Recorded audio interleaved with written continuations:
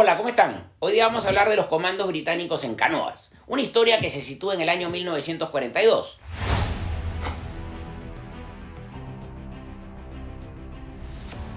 Francia está ocupada por Alemania. Burdeos, el tercer puerto francés en importancia, veía entrar y salir constantemente rápidos buques de carga que eludían el bloqueo aliado, trayendo materias importantes para el esfuerzo de guerra alemán. Los aliados no disponían en aquel año de la guerra de aeroplanos que pudiesen retirar de otros frentes como para bombardear estos buques alemanes, los cuales, además, eran demasiado veloces como para ser alcanzados por los submarinos aliados. Pero los aliados sabían que debían intentar atacar a estos buques alemanes. El Ministerio Británico de Guerra Económica planteó el problema a Lord Mountbatten, jefe de operaciones combinadas. Un oficial de la Marina Real, el capitán Herbert Hassler, que estaba a las órdenes de Mountbatten, había aconsejado algún tiempo atrás la utilización de botes pequeños para destruir embarcaciones enemigas dentro de los mismos puertos. Al principio a todo el mundo le pareció esta idea como una locura, pero finalmente Mountbatten se decidió a intentarla. La operación, con nombre clave Frankton, se inició a mediados de 1942. El capitán Hassler fue nombrado jefe de la expedición y reunió a 30 infantes de marina.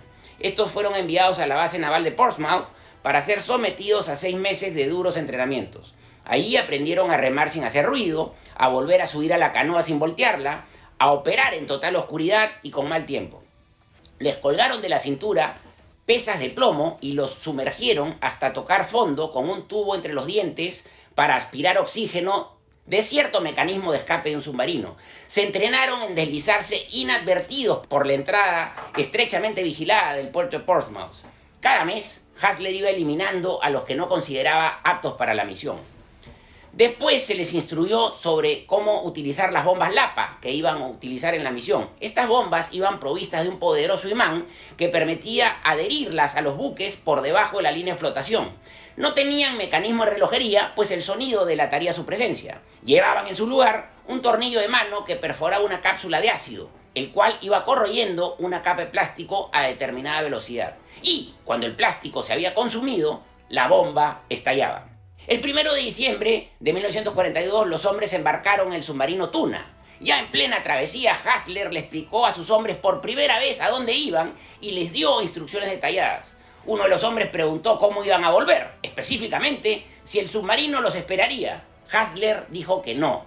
Luego del ataque, los comandos tendrían que echar a pique las canoas y luego tendrían que tratar de cruzar Francia ocupada con la ayuda de miembros de la resistencia francesa hasta llegar a España. A las 10 de la noche del 7 de diciembre, el Tuna ascendió a la superficie como a 20 kilómetros de la desembocadura del río Gironda. Se abrieron las escotillas y 10 hombres de la Marina Real arrojaron a un costado del submarino 5 canoas plegables.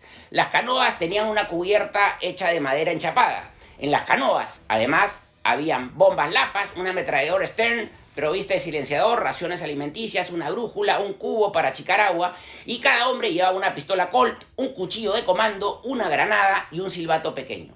Todos tenían la cara y las manos pintadas de negro. Cada canoa tenía un nombre: Carfish, en la que iba el capitán Hassler, Coldfish, Crayfish, Cuttlefish y Conger. En cada canoa iban 2 comandos. Las 5 cáscaras de nuez, como las llamaban los ingleses, se pusieron en movimiento. La Coldfish se perdió al cruzar la violenta corriente de la entrada del estuario del río. Solo quedaban 4 canoas. En el estuario mismo tropezaron con otra corriente de la marea.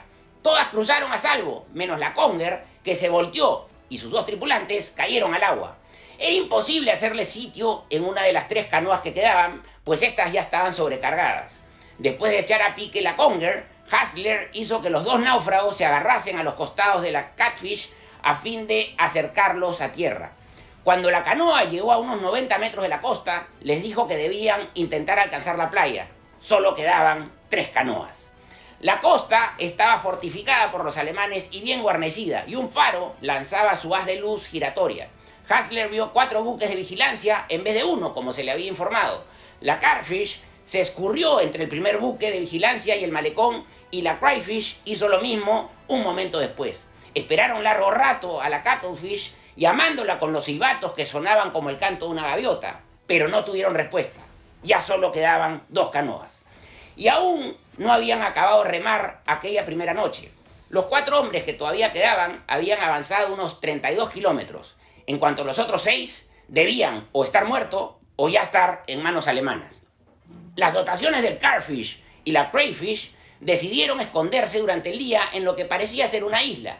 Metieron las canoas entre los arbustos, se cubrieron con redes de camuflaje y 3 de ellos aprovecharon para dormir mientras Hassler hacía guardia.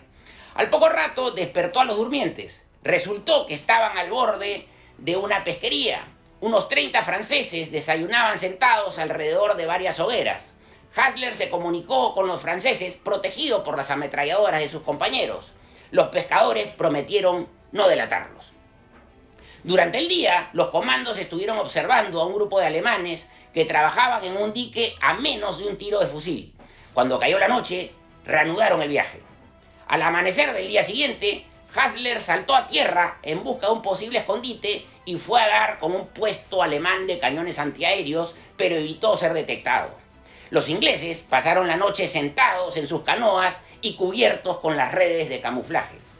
2 noches y un día más tardaron Hassler y sus hombres en llegar a Burdeos. Durante las horas diurnas del 11 de diciembre de 1942 se ocultaron entre altos cañaverales de las cercanías del puerto. A las 9 de aquella noche, Hassler dio la orden de perforar las bombas Lapa. Cada hombre tenía 4 bombas sincronizadas para estallar a las 9 horas de ser perforadas. Los 4 hombres intercambiaron un apretón de manos. Burdeos estaba muy iluminada. Todos los buques que estaban cargando en el puerto brillaban bajo la luz de las lámparas sujetas al tope de los mástiles.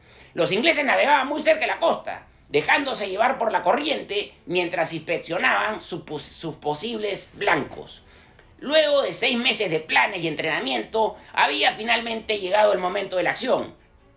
Hassler escogió un gran buque de carga y mientras su compañero mantenía la canoa en su lugar, Hassler puso la primera bomba en una suerte de garrocha de 2 metros y la fue arrimando despacio, bajo el agua, al costado del buque. El imán de la bomba quedó firmemente adherido al casco. Colocó una bajo la proa, otra bajo la popa, otra en medio del barco, bajo el cuarto de máquinas. Ya habían dejado 2 bombas Lapa adheridas al segundo buque, cuando un centinela alemán de cubierta pareció descubrirlos y proyectó sobre ellos la luz de la linterna. Pero al parecer no estaba seguro de lo que había visto. Los ingleses tenían las manos y la cara pintadas de negro, llevaban la cabeza cubierta y la canoa estaba camuflada. La canoa navegó pegada al barco, esperaron 20 minutos y luego se dejaron arrastrar hasta lo que sería el tercer objetivo. En un esfuerzo para alcanzar el tercer gran buque de carga, Hassler metió la canoa entre el buque que buscaba y otro navío. El agua bamboleó ambos barcos y cerca estuvo la canoa de ser aplastada. Lograron finalmente adherir 2 bombas Lapa al buque de carga y completaron su tarea de la noche colocando otra bajo la popa de un tanque. Siguiendo la línea de la costa, los 2 ingleses se dirigieron a alta mar. Ya llevaban remando 1 hora cuando oyeron ruido de chapoteo. Grande fue el alivio cuando descubrieron que este provenía de sus compañeros de la Crayfish. Estos habían dado cuenta de 2 buques, lo cual haría ascender los blancos de aquella noche a 6 embarcaciones enemigas. Como los barcos alemanes que habían burlado el bloqueo aliado, llegando a Burdeos, eran 12, 6 estaban en el puerto y otros 6 en el mar, la operación Frankton había tenido un importante éxito. El plan de escape era que los hombres marchasen en parejas, así que hundieron las canoas y se separaron. Esta fue la última vez que Hassler y su compañero vieron a los tripulantes del Crayfish. Luego se sabría que fueron capturados por los alemanes, al igual que otros 5 miembros de la operación Frankton. Otro se ahogó y su cuerpo fue recuperado meses después. Hassler y su compañero, de apellido Sparks, tardaron 5 meses en volver a Londres. Con ayuda de agentes de la resistencia francesa, cruzaron los Pirineos hasta llegar a España y finalmente llegarían a Gibraltar. Pero mucho antes de desembarcar ellos en Inglaterra, había llegado al cuartel general de Mountbatten el informe de lo que había sucedido en el puerto de Burdeos.